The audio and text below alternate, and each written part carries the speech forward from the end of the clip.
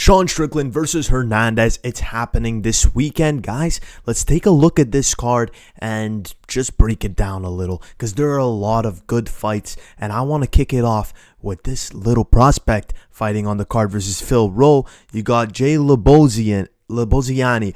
I can't remember how to say his name properly, but he's coming off the contender series, and he looked dominant in there, got a quick finish. He's a pretty good guy, and he's someone to keep your eye on in this card. The guy has some very good striking, paired up with some pretty decent grappling. And Phil Rowe, he's been tested in the octagon. He's a good test for Lebosiani. We're going to see just how legit this guy is. Now, I'm going to back Lebosiani just because I'm a fan of the prospect. I'm a fan of new blood coming into the UFC. It's important for the UFC to continue to obviously produce us good fights because we've been just eliminating a bunch of positive record guys and keeping, 0-6 guys like Taito Ivasa. I'm going to say it again. Come on. Why are we doing that? Then another good fight to probably keep your eye on. I'd say Ode Osborne. I think he wins versus Idris.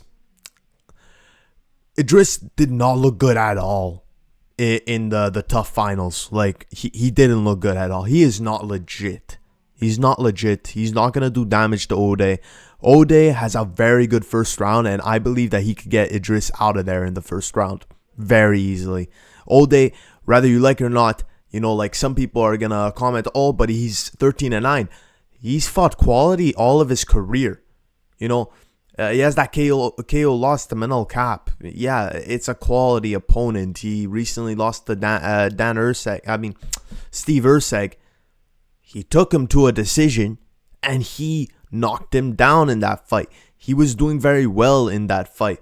So for people to go against Ode in this, they have no right to. I'm going to pick Ode easily to win this, and I think he's finishing him, again, very easily. You got Njokuani versus Carlos Ayal. Now, I would not trust Carlos Ayal after, getting KO'd so easily in his last fight. But he's a pretty good fighter, guys. He has some very good skill. He got caught off guard. He was just way too wild in that fight and didn't fight his normal game. And what can you say? You get caught in life. And he's still a good fighter. Njokuani, though, you could tell the UFC kind of cooked on the matchmaking. Njokuani has very good power again and has some pretty good striking. This could very well be a very close fight, and it could really depend on Carlos Ayal's chin because both are kind of evenly matched in the striking department, in my opinion. And Njokuani does fail to throw volume sometimes, which kind of loses him the fight very often. But Ayal, he's a volume striker, but at the same time, if he gets wild again, he could get caught and could get knocked out. I like this fight a lot, guys. I'm going to back Ayal, but Njokuani does have that power to put him out. You got Michel Pereira versus Zach Reese. Fuck. This is actually it's not a bad fight. It's not a bad fight at all. I mean, Zach Reese coming off that win versus Jackson McVee.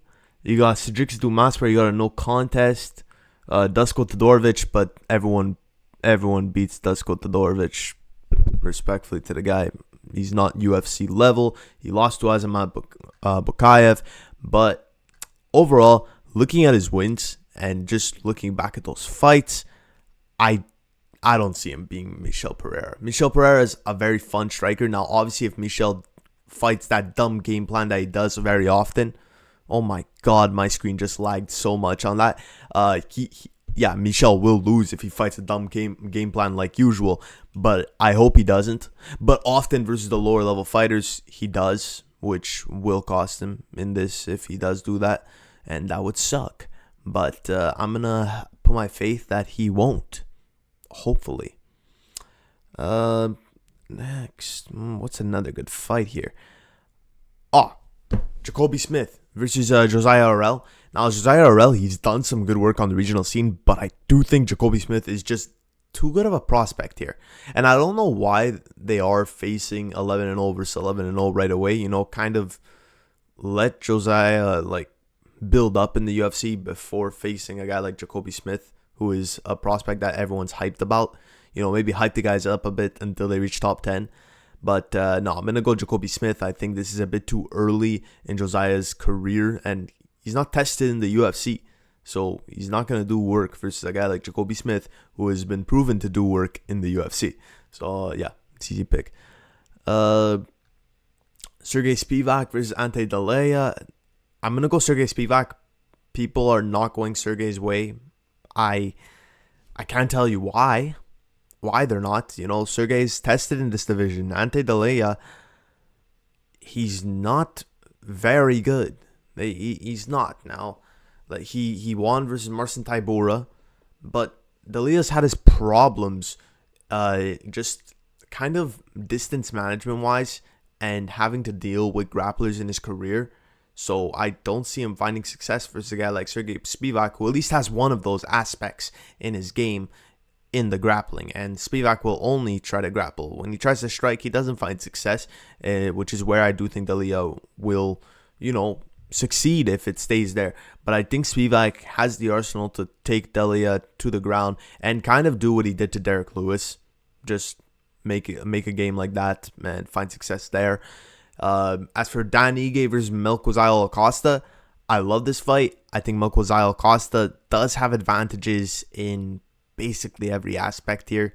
Dan Ige does have that one punch power, yes, that he could catch you with. But Melquizael has looked good recently, obviously posting a 4-1 record in 2025, and I think he does continue a win streak here. And I see him winning. I see him winning versus Dan Ige. Dan Ige, he struggles with kind of like these guys that are in the top 15.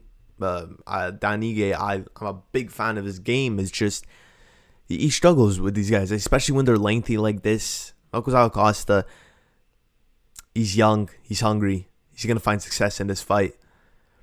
I got him getting a decision here. I don't see him finishing Dan Ige. I think Dan Ige is good enough to hit the decision like he normally does. He's not a very finishable guy.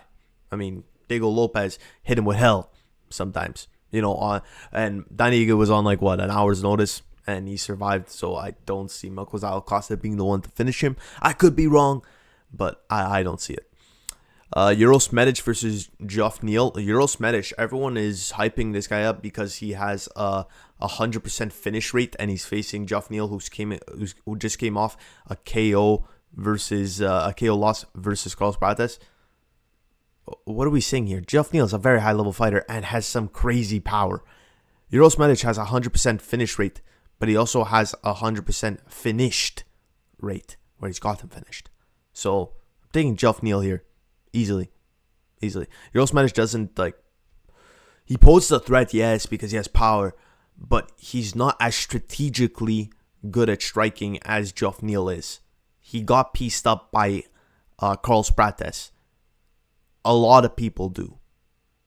Don't underrate the guy after that. I'm taking Geoff Neal with confidence. Sean Strickland versus Hernandez. This is an interesting 5-rounder.